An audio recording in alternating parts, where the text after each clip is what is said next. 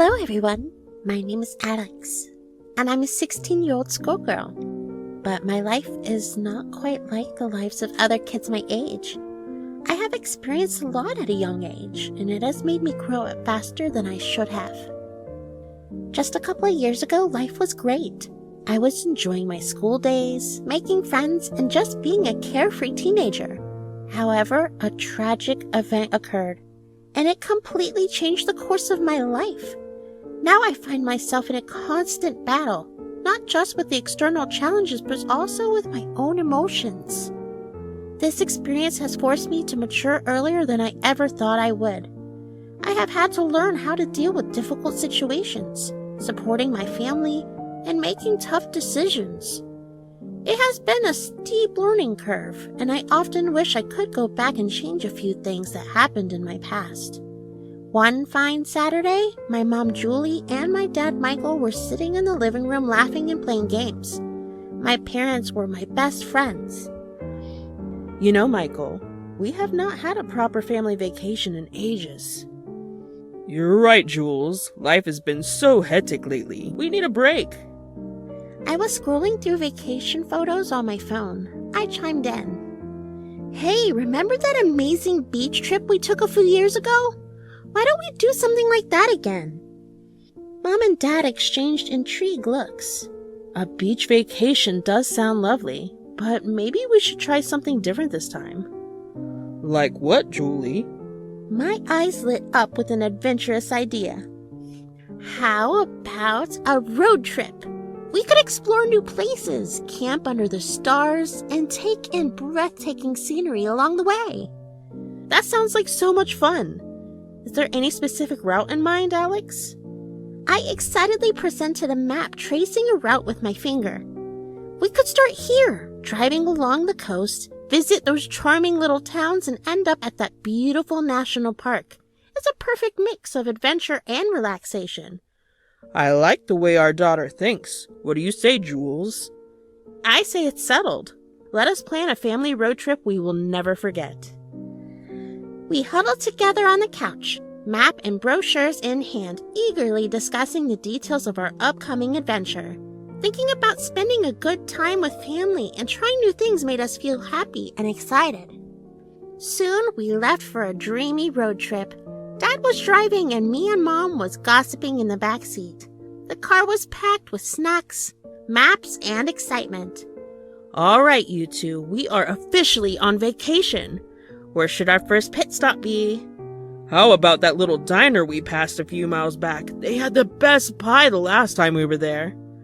Pie for breakfast? Count me in. My mom smiled and turned up the radio, and a lively tune filled the car. Life is a highway, I wanna ride it all night long. You're going my way, I wanna drive it all night long. I chuckled while watching my parents sing with joy. The road in front of us seemed long and full of exciting things to explore. You guys are the coolest. Only because we have the coolest daughter and the coolest road trip playlists. We had an incredible time on our road trip. We stayed up all night, chatting and playfully teasing each other. I felt like the happiest girl in the world, having the perfect mom and dad by my side. The next morning, as the sun began to rise, we reluctantly realized that it was time to head back home. Oh, is it time to go back? Yes, dear. Unfortunately, you have school tomorrow.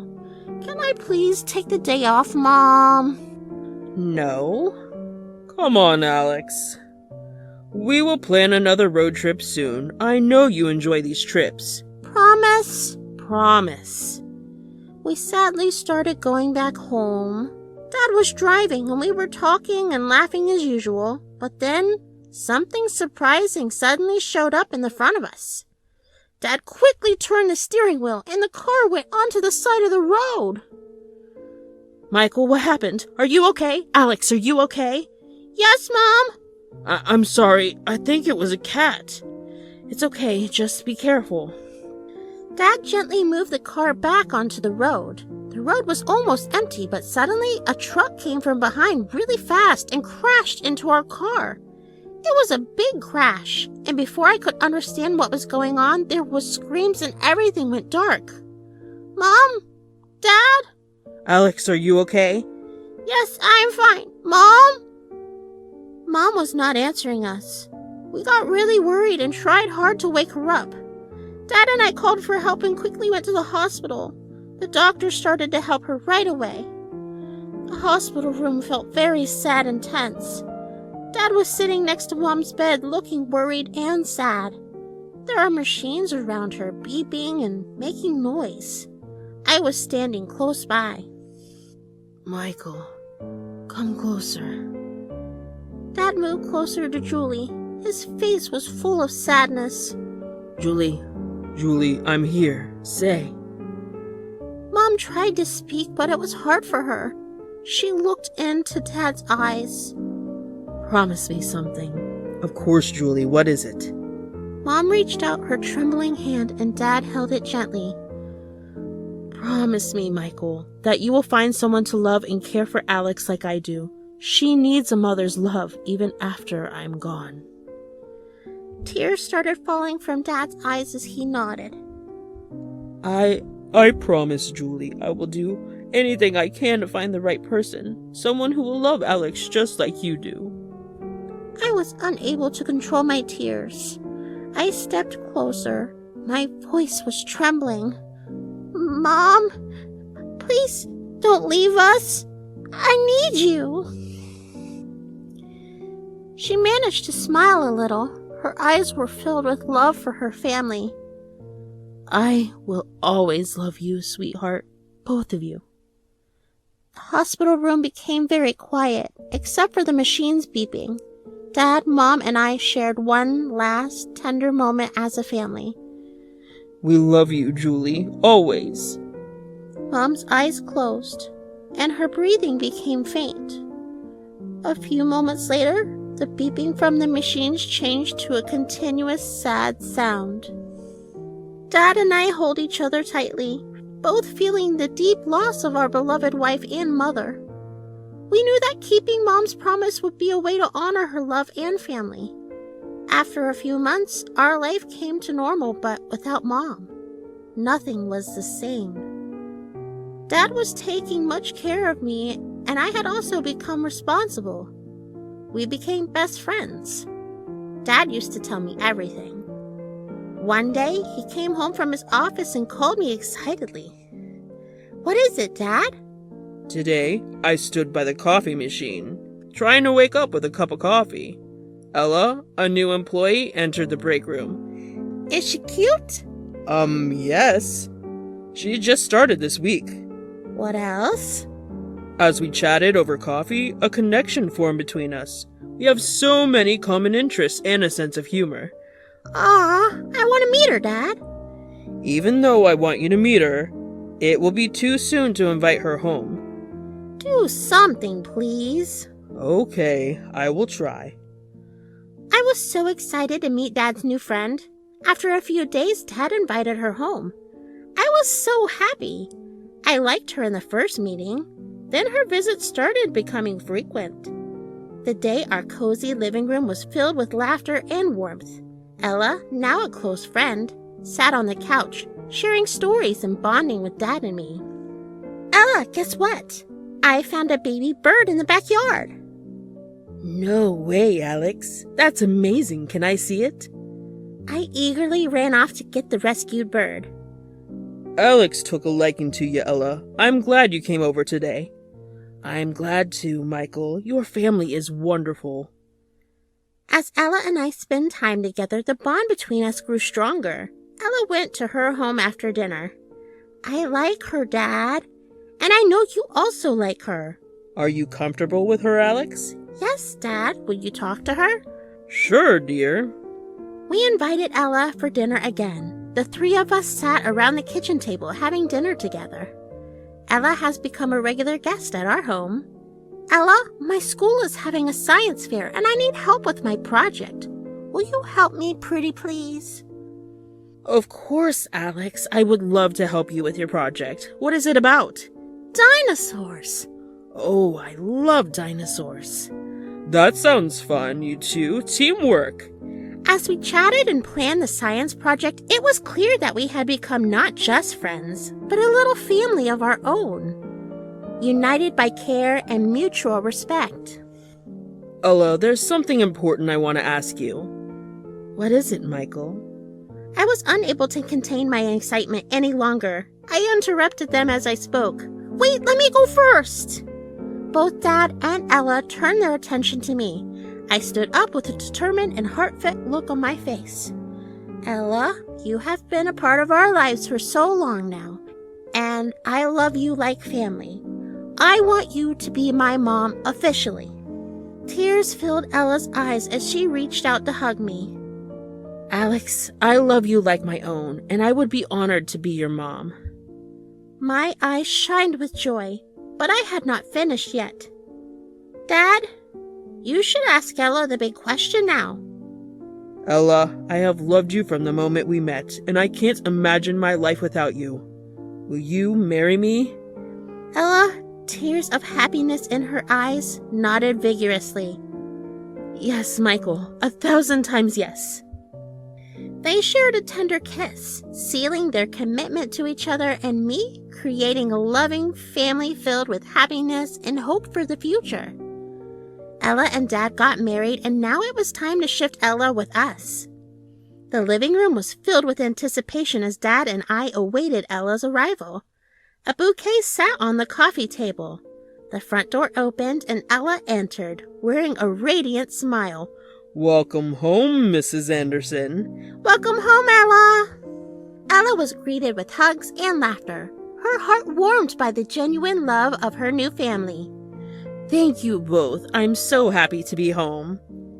We all sat together on the couch, a united and loving family. Ella, having you in our lives has made everything perfect. We are so lucky to have you. Yeah, Ella, you made everything better. I love you. I love both of you too, more than words can express. Our family is perfect just the way it is. My life was much better after Ella's arrival. Dad got a little free, and Ella used to take care of me like my mom did. I started loving Ella the way I loved Mom. One day, Ella called me to tell a secret. Alex, come here. Yes? I have something important to tell you. What is it, Ella? You are going to have a little sister or a brother. What? Are you serious? I'm so happy. I hugged her tightly. Ella was pregnant, and it made me happy. We told Dad, and his eyes were filled with happiness. Congratulations, Alex. Same to you, Dad. Now we have to take care of Ella, right? You're a big girl now. Help her whenever you are free, okay? Sure, Dad. Days passed, and Ella was getting busier with her pregnancy appointments and work. I started feeling ignored. I decided to talk to her. I sat on her bed, feeling a mix of emotions as I watched Ella prepare for the day. Ella, who was visibly tired, had been busy with her pregnancy, and the dynamics in the house had shifted. Ella, can we talk? Ella turned to me, her expression a mixture of exhaustion and concern. Of course, Alex. What is on your mind? I took a deep breath, trying to find the right words. It feels like things have changed between us since you got pregnant. I miss our special moments, just you and me. Ella felt a pang of guilt. She approached me and sat beside me. I'm so sorry, Alex. You mean the world to me, and I did not mean to make you feel neglected. I know the baby is important, and I'm excited about being a big sister, but I don't want us to drift apart. You're right, Alex. I promise we will not drift apart. We will find a way to balance our special moments even with the new baby. We shared a heartfelt hug, and it reassured us that our bond was strong enough to withstand changes and challenges. You are going to be an amazing big sister, Alex. I love you so much. I love you too, Ella, and I can't wait to meet the baby. Everything was going well. Ella gave birth to a baby boy. He was so cute. I used to play with him daily, but Ella grew apart from me, the thing I feared the most. I was sad, but Dad assured me that after the baby grows a little older, everything will be fine, and I decided to give Ella some time. That day, Ella scolded me for a silly reason which was unexpected. I was sad and decided to tell Dad after he came. The living room was tense. Ella sat on the couch holding the baby while I was doing my homework nearby. Dad arrived home sensing the tension. What is going on here? Why is it so quiet? Alex was supposed to help with dinner, but she has been neglecting her chores lately. I have homework, Ella. I can't do everything. And what about my school meeting today? Do you think you can just skip them? Ella got angry, and my eyes welled up with tears, feeling overwhelmed and unheard. All right, let us calm down. Ella and Alex, we need to talk about this without getting upset. Dad, I feel like I have been treated differently since the baby came. Ella never scolds him, but she's always upset with me. Ella, feeling a pang of guilt, tries to explain. Alex, I know things have been tough since the baby arrived, but I am still learning how to balance everything. I didn't mean to make you feel neglected. And Alex, remember that Ella is adjusting too. Let us just try to communicate better as a family. Alex wipes away her tears noddingly. Okay, but can we also remember it's not just my responsibility to take care of every house chore? You're right, Alex. I should have asked for help rather than expecting you to do it all. Good. Let us work on understanding and supporting each other better from now on. We are a family, and we need to stick together. But these kinds of things kept happening frequently. Ella used to scold me, and I had to adjust because of the new baby. Even though he was my brother, I hated feeling neglected, and even Dad was not spending as much time with me. I started to feel alone. One evening, Ella, holding the baby, sat on the bed while Dad sat beside her. The baby has grown a bit, and Ella's expression was resolute. Michael, we need to talk about something important. Sure, Ella. What's on your mind? Ella glanced at me. Her tone was cold. I think it's time we convert Alex's room into a playroom for the baby. I was taken aback that she was talking about my personal space. Ella, that's Alex's room. She needs her space and privacy. Ella persisted with a manipulative edge to her voice. But, Michael, it is the best choice for the baby. Alex can move her stuff into the basement. No way! I won't! Michael, don't you see? This is what is best for our family. You know how important it is for the baby to have a playroom.